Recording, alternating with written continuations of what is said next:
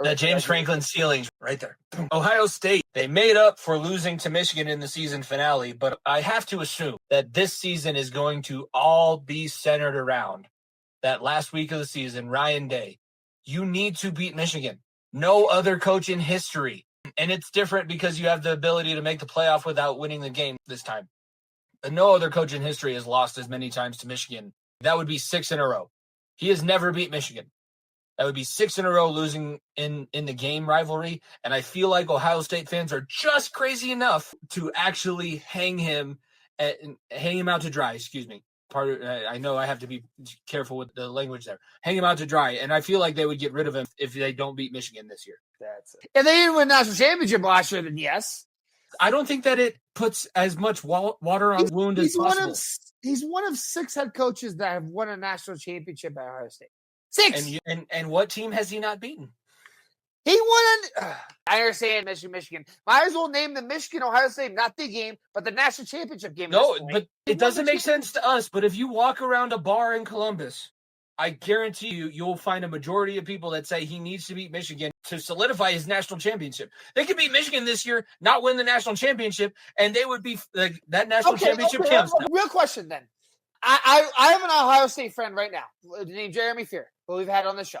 Yes. If I ask him right now, would you take a loss again to Michigan at the end of the season to win a national championship? What do you think he'd say? Hell no. Hold on.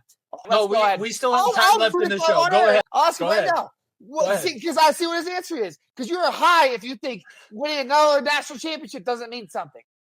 It does. That is ridiculous. That's the most ridiculous thing I've ever heard. It doesn't, especially this year, because I do think, speaking of Michigan, I do think that Michigan will have a better chance of actually being a competent football team. They beat Ohio State last year without being able to throw a pass, and they totally mined out. They spun Ryan Day and Chip Kelly all around in that last game to be able to beat them.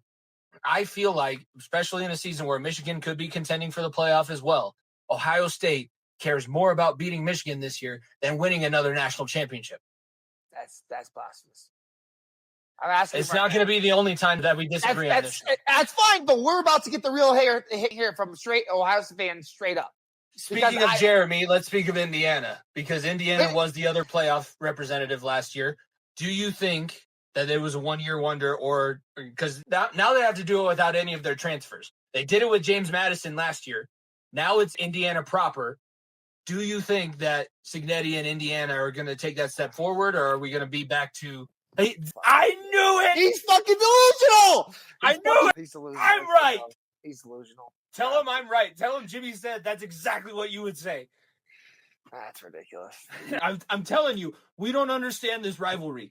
We don't. We have nothing that compares to the Michigan and Ohio State rivalry, but I guarantee you there's a lot more people than just him that think that. That's so